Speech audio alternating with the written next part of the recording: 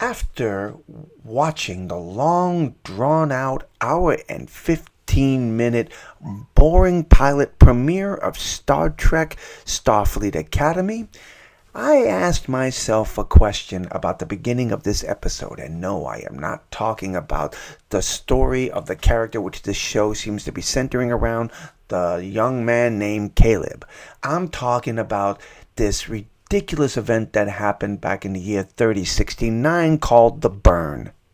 Now, we're not going to talk about the reasons why the burn occurred, because that honestly is a ridiculous reason for the entire dilithium in the entire galaxy to go inert and every starship to explode because of it. It was just ridiculous. And honestly, in my opinion, a very sorry way of writing science fiction. Well, regardless of why the burn happened and why the showrunners decided that they needed to decimate the Star Trek universe's warp drive capability, the burn is canon now, and like it or not, we are dealing with the aftermath of this really dumb mistake. But since the burn is canon, we need to talk about why Starfleet, after the burn took place, why Starfleet was so dumb. Their leaders, their scientists were so dumb after the burn took place. Long ago, Starfleet Academy took the finest minds, hearts, and spirits of every generation and taught them to be lifelong explorers of space. One day, fate handed us an unimaginable loss.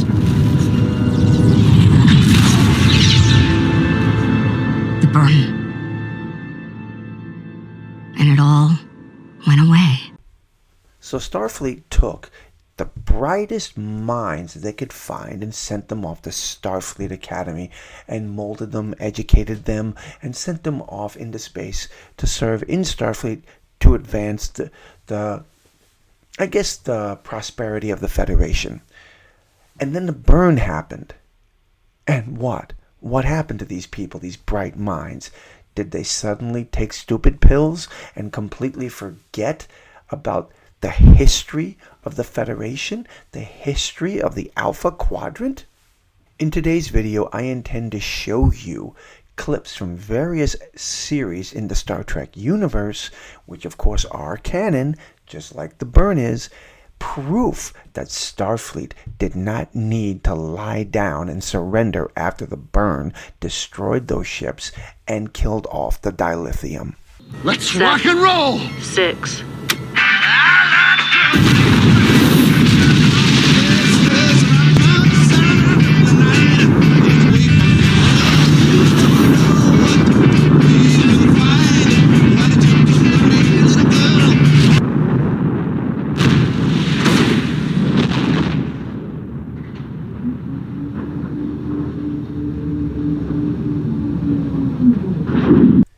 The first vessel that we will talk about, proof that Starfleet didn't need to stay still.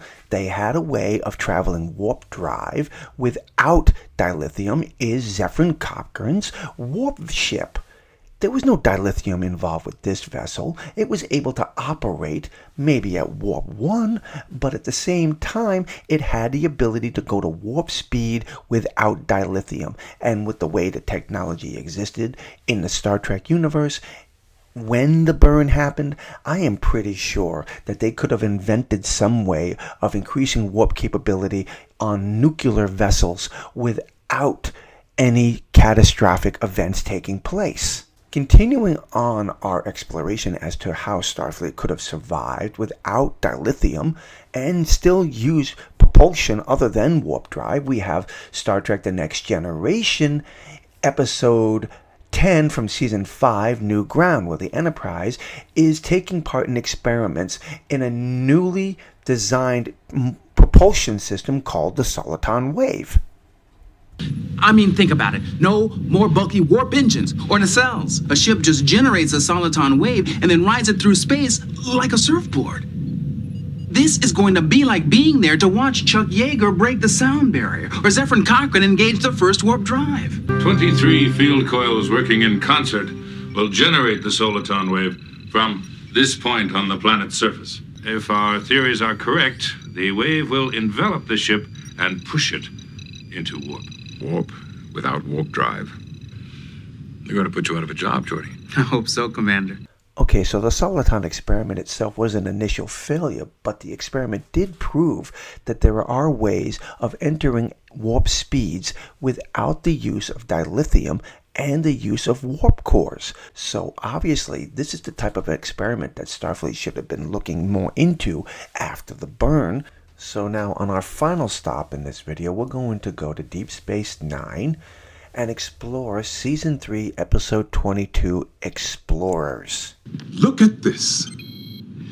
What is this, some kind of ship? Huh? According to legend, the ancient Bajorans used ships like these to explore their star system. Some scholars say they made it all the way to Cardassia. Solar Sails, an ancient Bajoran ship that traveled the stars.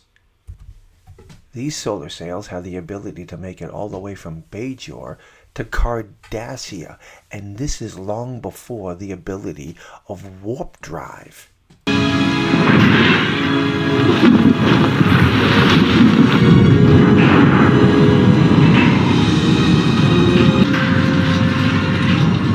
Main power's offline. We're moving at warp. How can that be? I don't know. This isn't an ordinary ship. It has a lot more surface area relative to its mass. Because of the sails. And since tachyons travel faster than light, it could be that their impact on the sails somehow accelerated us to warp speeds.